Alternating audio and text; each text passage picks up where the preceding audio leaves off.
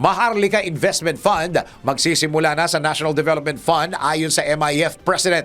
Narito ang news scoop ni Angelo Bainio.